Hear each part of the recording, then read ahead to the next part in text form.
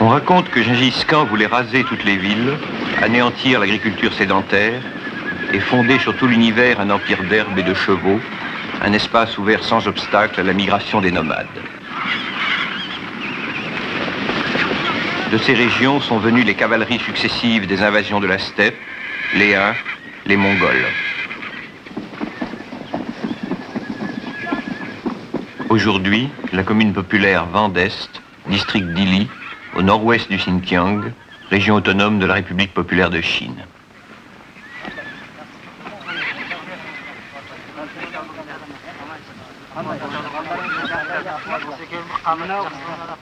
Les peuples nomades ont été bien souvent rebelles aux États modernes. Ce voyage, c'est une question. Qu'est-ce qu'un nomade communiste ?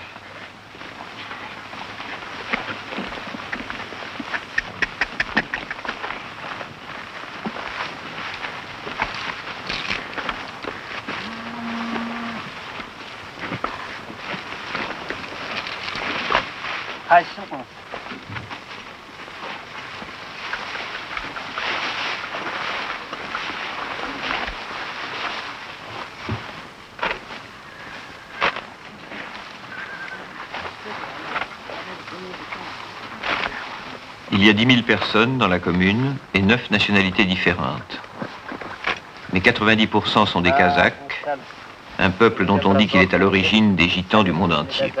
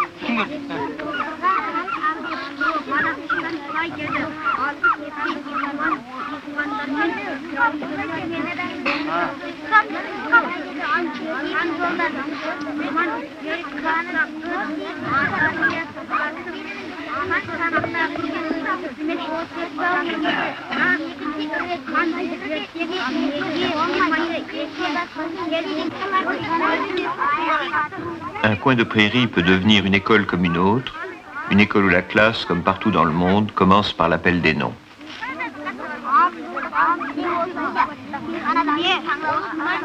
Beysenbek,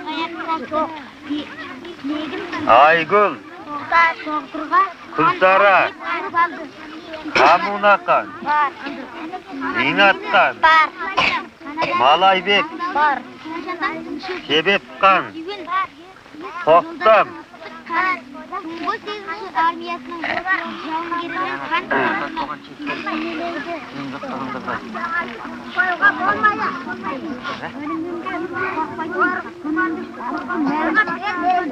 Kom, Me'in, Önüm, Ömür, Mal, Köl, Kom, Min, Mana, Ömür, Mal. Toutes les minorités nationales de Chine, et il y en a 54, apprennent à lire et à écrire dans leur langue. Mal.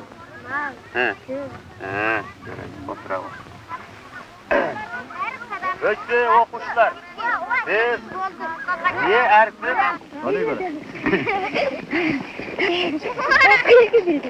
Au bout du monde, on joue à la chandelle Il y a chez les enfants une internationale des jeux.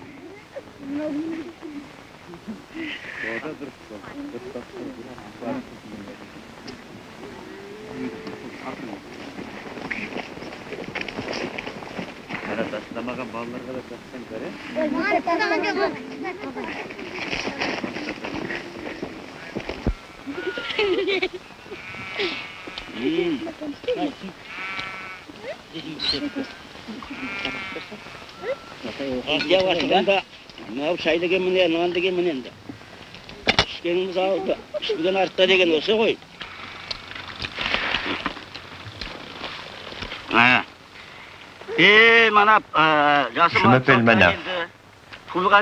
J'ai 66 ans cette année. Voici ma femme. Elle a 56 ans. Voici mon fils, Tsebek. Il a 30 ans. Voici ma belle-fille, Oskan. Elle a 20 ans.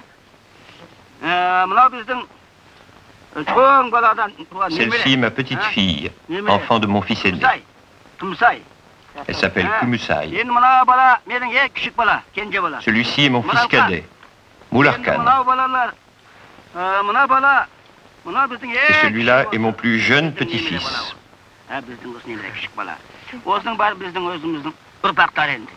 Ces enfants sont tous nos descendants. N'est-ce pas, mes enfants?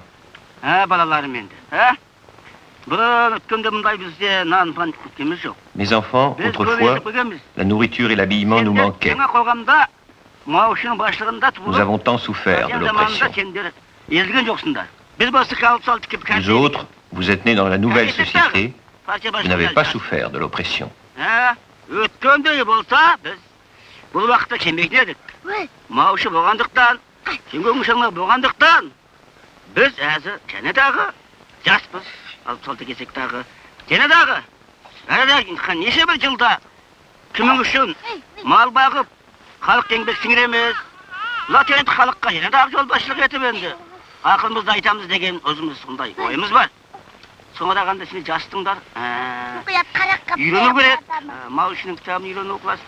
Ainsi, Manaf exhorte tout son monde à se souvenir du passé.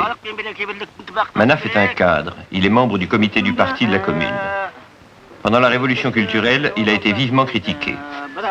Ailleurs, on critiquait les bureaucrates des usines. Ici, on a dit à Manaf, « Camarade, tu ne t'occupes pas assez des troupeaux, on ne te voit pas assez sur ton cheval. » À chaque région, sa révolution culturelle.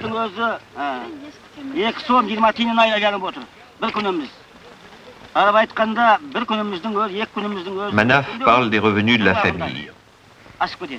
Cette année, nous tous, adultes et enfants, nous avons gagné en tout 1200 yuan. Ça fait une différence incommensurable avec ce qu'on gagnait dans le passé. Ma femme s'occupe de la cuisine et elle gagne aussi. Qu'elle raconte elle-même. Qu'elle raconte elle-même.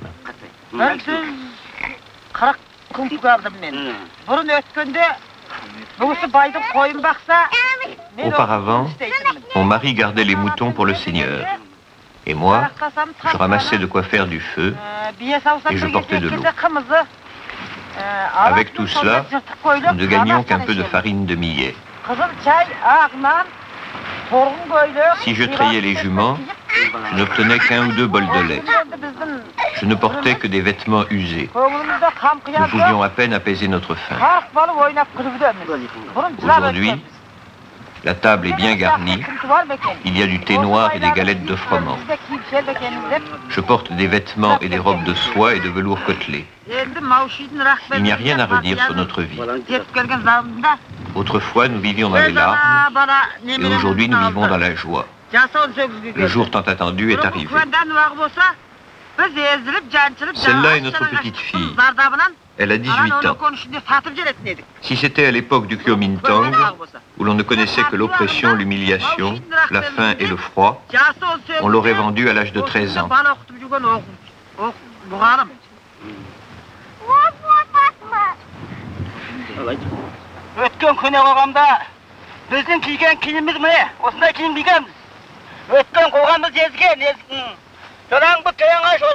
Voilà nos vêtements dans l'ancienne société. Et encore, même ces vieilles loques, le Seigneur nous les refusait souvent. On souffrait, on ne mangeait pas à sa faim. On n'avait pas de quoi se protéger du froid. Camarades, regardez comme l'oppression était cruelle. Regardez comme nous avons souffert. Et regardez comme notre vie est maintenant heureuse sous la direction du président Mao. Regardez comme nos vêtements sont beaux. N'est-ce pas le résultat de la direction du président Mao?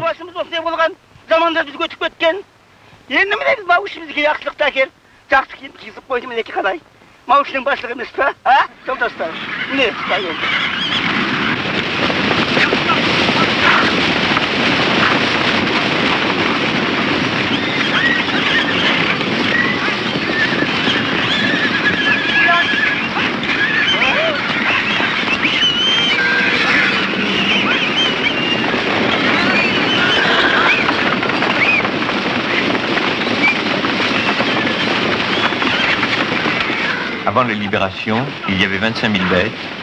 Il y en a près de 80 000 aujourd'hui, chevaux, bœufs et moutons. En hiver, les troupeaux restent dehors. Ils descendent dans la partie basse et protégée des alpages. La montagne est dangereuse.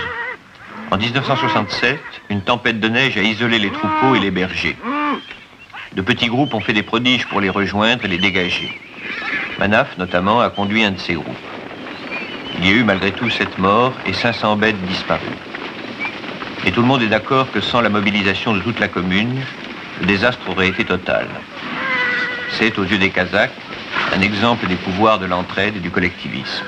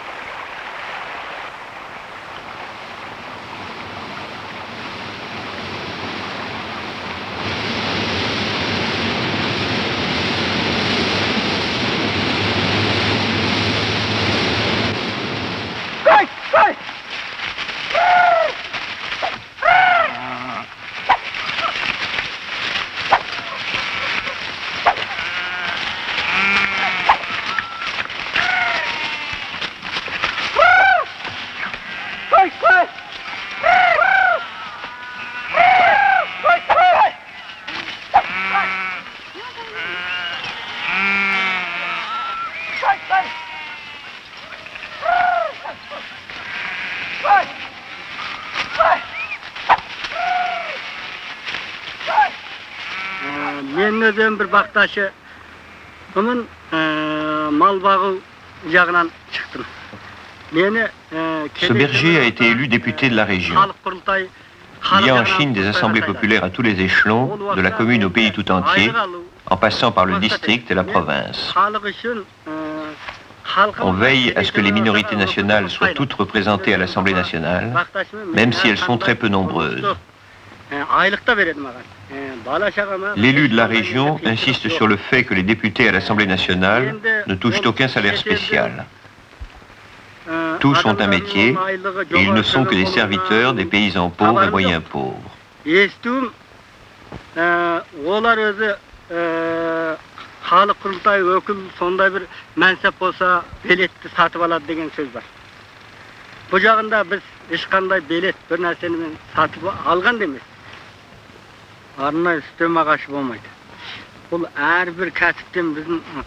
Pourquoi a-t-il été choisi comme député? Il s'en explique. Voilà comment je comprends les choses. Je n'ai rien d'extraordinaire. J'ai dit aux masses de suivre la voie socialiste, de prêter attention à l'éducation de classe, de ne jamais oublier comment, dans le passé, les propriétaires fonciers nous opprimaient. J'étais illettré avant la libération. Je ne suis jamais allé à l'école. Dans les années 51-52, J'ai participé à la campagne pour la liquidation de l'analphabétisme. J'ai appris à lire les œuvres du président Mao. Pendant la grande révolution culturelle prolétarienne, nous avons remporté beaucoup de succès, mais il y a eu aussi des insuffisances. Les masses nous ont fait des critiques et nous ont beaucoup instruits.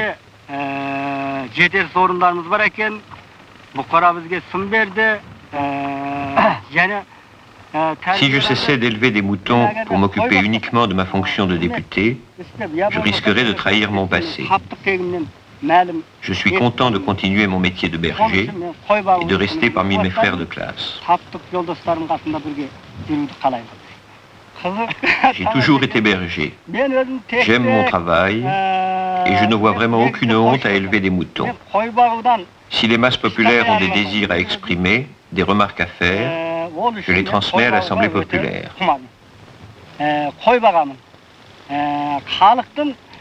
Élever des moutons fait partie des intérêts de la Révolution. Être berger et vivre parmi mes frères de classe, c'est ce qui me convient le mieux. Je persuaderai mes enfants et les générations à venir de continuer ce travail.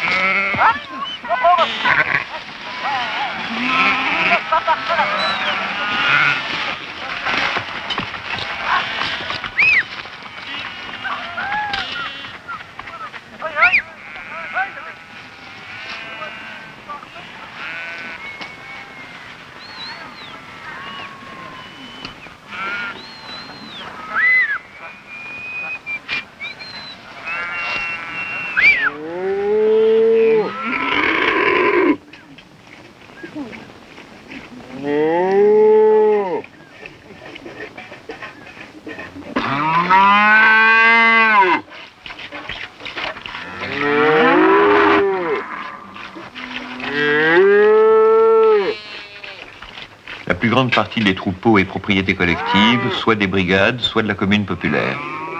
Mais les bergers gardent quelques bêtes. La mécanisation est encore peu avancée. Quand nous étions là-bas, la commune possédait 13 tracteurs, 6 moissonneuses et un camion.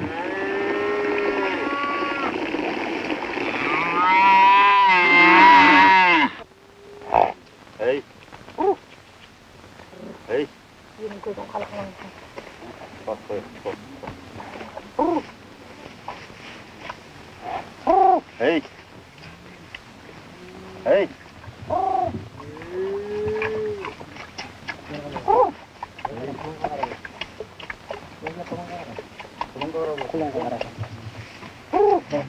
종草的味道它也吃是一致的，它如果这个草，它也吃是一致的。同志们可以看一看。 Petit cours sur les plantes médicinales fait par un soldat. Il parle chinois et voici l'interprète. La recherche des plantes médicinales est une grande spécialité de l'endroit. On en exporte 7 tonnes par an. En 1965, il y a eu une grande campagne pour la recherche des plantes médicinales rares. C'est avec le revenu de leur vente que la commune a pu acheter 4 tracteurs. Le soldat explique comment distinguer les plantes.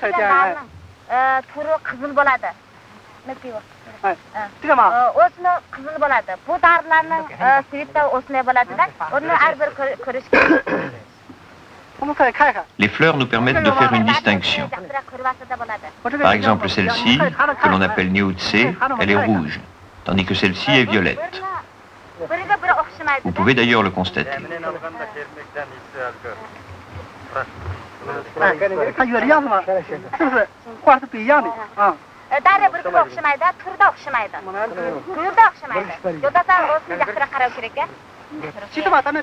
Voyons maintenant celles-ci. Elles n'ont rien de commun. Vous pouvez vous les passer. Les fleurs ne sont pas les mêmes.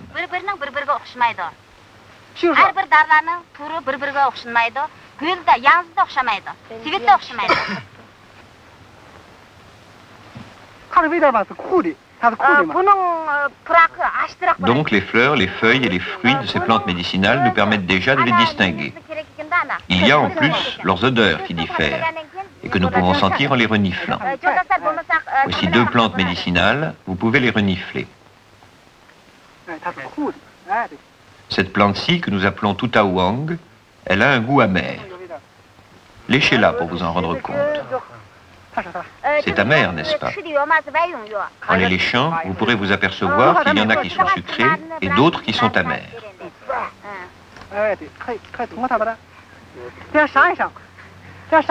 Pour pouvoir distinguer les plantes médicinales, il faut bien connaître leurs caractéristiques, c'est indispensable.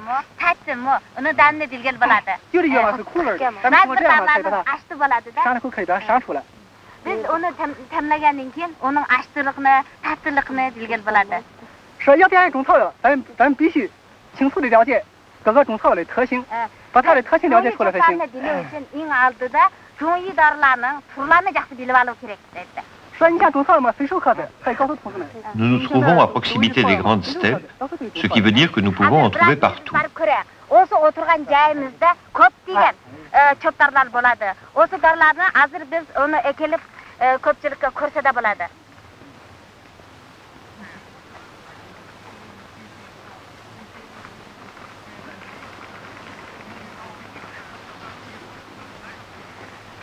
Il est courant de dire, quand on connaît les plantes médicinales, elles sont un trésor.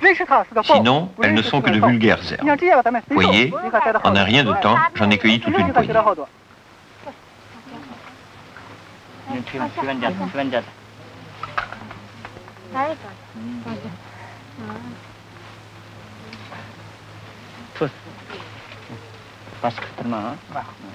C'est sous la tente des Kazakhs, la yourte, qu'on a installé ce petit bloc opératoire. Après la médecine traditionnelle des plantes, la médecine moderne. À vrai dire, elles sont ici combinées.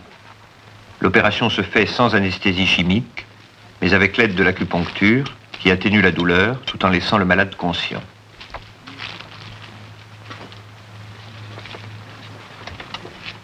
Médecine traditionnelle, médecine moderne, et surtout médecine populaire, ce qui veut dire ici médecine nomade.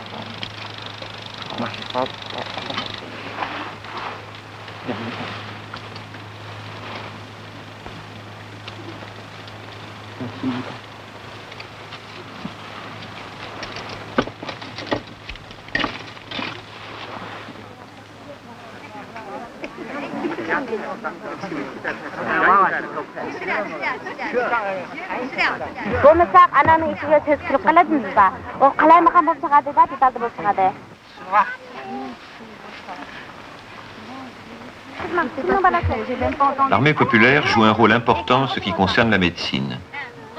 La médecine civile est bien organisée, un hôpital au niveau de la commune, des dispensaires mobiles partout. Mais c'est l'armée qui forme le personnel des dispensaires, les médecins aux pieds nus, qui sont des travailleurs dotés d'une formation médicale de base.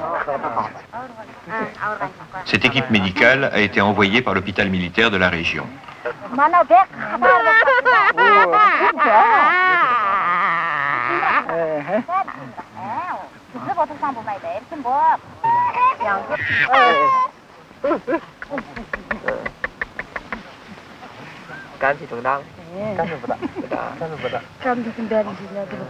最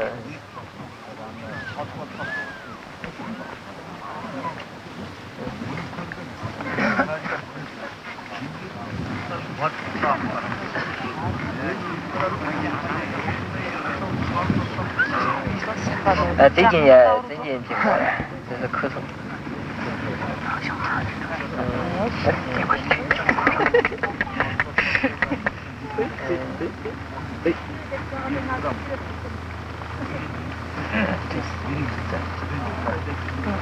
这个最近小孩怎么样？家很和阿华人看的。你们巴郎是阿华人。家是。吃饭好不好？他老干牙可是不吃饭了。学的没。现在吃奶吧？儿子是特西的吗？7岁，他们7岁。几岁了？康姐，1岁吗？2岁吗？1个牙是吗？啊，康姐有没有1岁？1岁。别塞了，怎么跟2岁的？2岁，5个月。哦，5个月。5个月。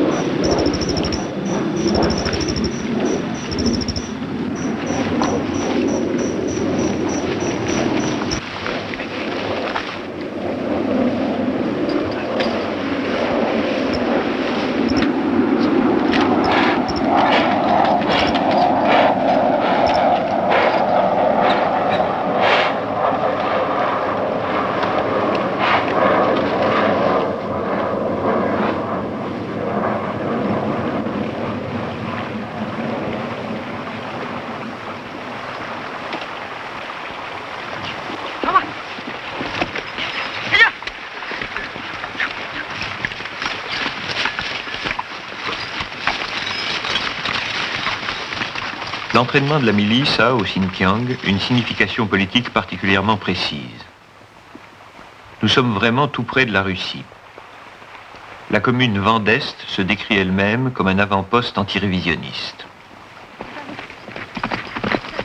Le Xinjiang a 2000 km de frontières communes avec l'URSS et avec la Mongolie, occupée par les troupes soviétiques. Derrière les montagnes, l'Union soviétique a massé au moins 1 million d'hommes et ses fusées les plus modernes. En 1969, à l'autre bout de la frontière, vers l'est, sur le fleuve Ussuri, les soviétiques ont provoqué de sanglants incidents en voulant s'emparer de petites îles chinoises.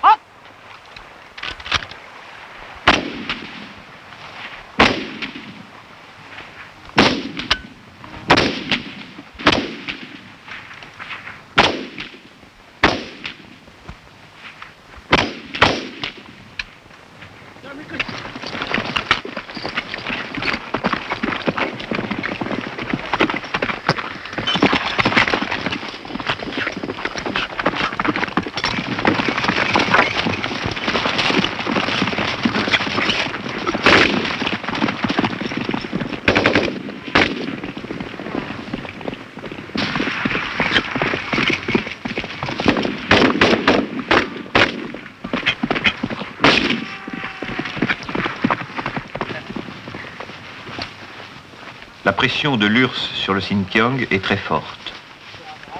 Le district d'Ili est une zone militaire. L'armée y joue un rôle important. Comme partout, elle entraîne la milice, elle participe aux moissons. Mais ses tâches administratives et économiques sont, dans ces zones spéciales de frontières, nettement renforcées.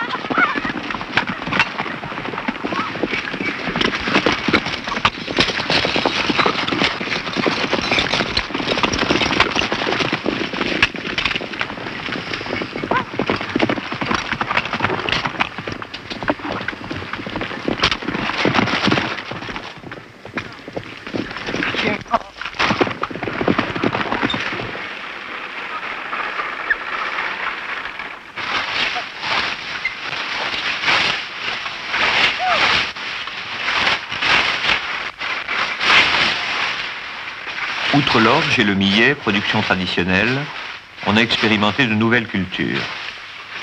C'est en 1966, par exemple, qu'on a pour la première fois semé du maïs, et avec un grand succès.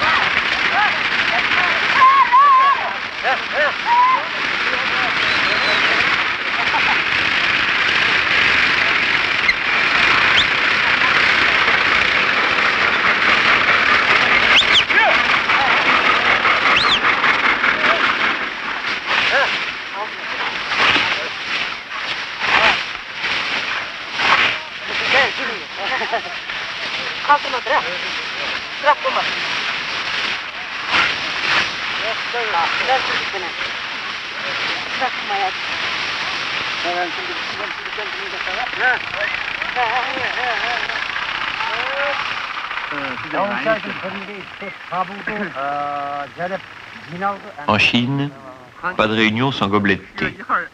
Ici, toutefois, le thé est remplacé par un bol de lait de jument.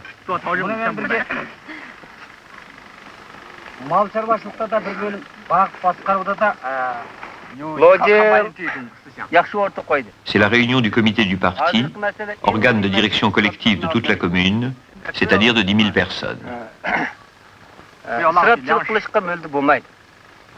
Biokin a très bien abordé la question. Il faut lutter contre le gaspillage.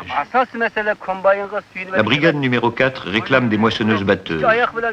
À mon avis, il ne faut pas seulement compter sur ce matériel. Nous devons marcher sur les deux jambes, mobiliser toutes les forces, tout le potentiel humain et mettre pleinement à profit les machines. Dans les conditions où nous sommes, il ne faut pas compter uniquement sur les moissonneuses-batteuses, mais aussi sur la mobilisation de toute notre force. S'appuyer uniquement sur les moissonneuses-batteuses est une idée fausse. Il peut en outre y avoir le cas suivant. 2 brigades réclament en même temps des moissonneuses-batteuses. Peut-on attendre ainsi les bras croisés? Ce serait une erreur.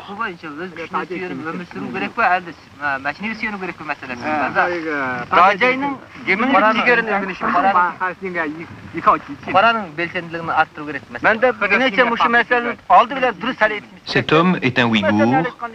Il parle ouïghour. Cette femme est kazakh, elle parle kazakh. La réunion a lieu en 3 langues, kazakh, ouïghour et chinois, avec une double traduction pour chaque intervention.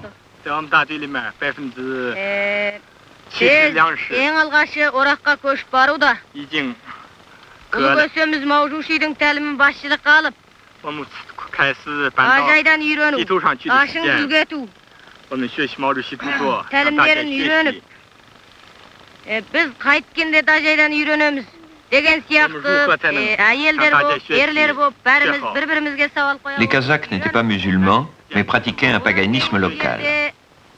Avant la Révolution, les femmes étaient cependant particulièrement opprimées. Il y avait la polygamie et, avec le nomadisme, de nombreux cas de femmes abandonnées. Les femmes devaient aussi suivre les troupeaux. Il fallait déplacer la tente et tout ce qu'elle contenait, la réinstaller, s'occuper du portage de l'eau. Tout cela retombait sur les femmes. Aujourd'hui, la polygamie est évidemment interdite. Comme ailleurs dans le pays, on favorise l'accès des femmes aux postes de responsabilité. Mais surtout, le travail domestique est reconnu comme un véritable travail et rétribué en conséquence. Les femmes de berger touchent ainsi un salaire.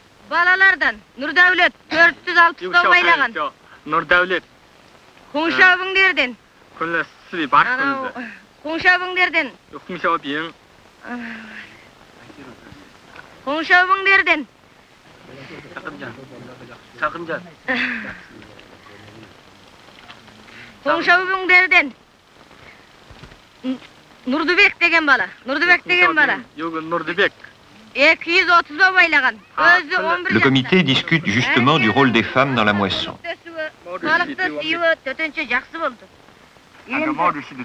Une d'entre elles dit Nous avions deux équipes qui étaient réservées aux femmes.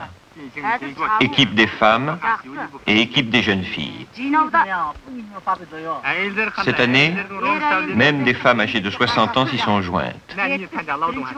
Côte à côte avec les soldats de l'armée populaire de libération, les membres de familles de travailleurs, femmes comme enfants, se mettent tous au travail.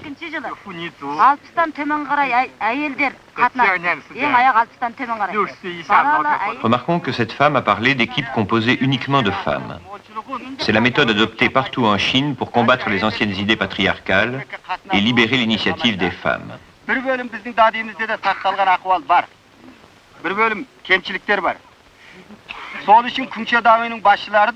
Le comité du parti examine maintenant certains défauts politiques. Cet homme dit « Il est assez rare que les responsables de la commune viennent dans notre brigade. Ils n'ont guère de lien qu'avec les cadres de la brigade.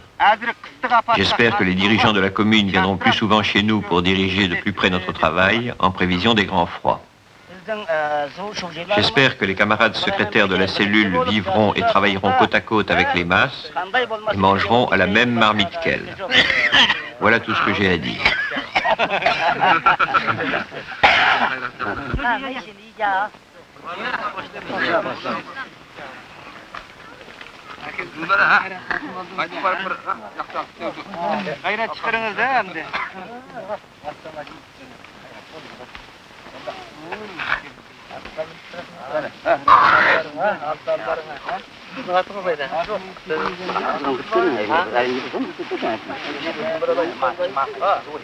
Ahmet!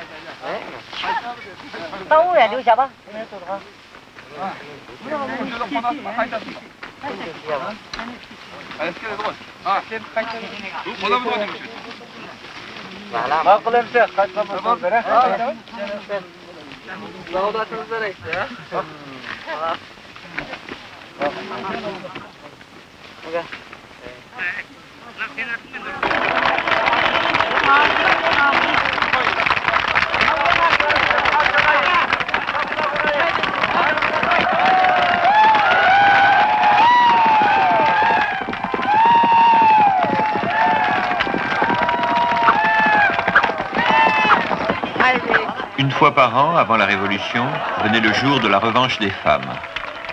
Les femmes poursuivaient des hommes à cheval en essayant de les frapper.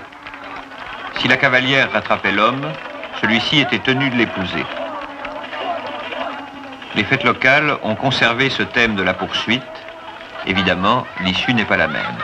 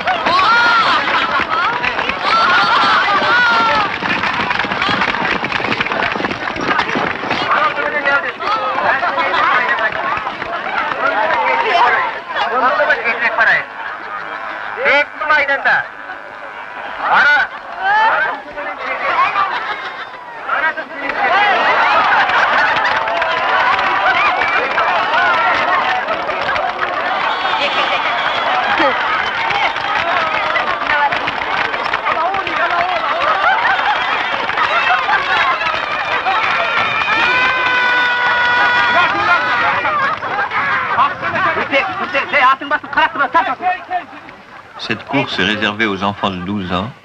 Le parcours est de 6 km.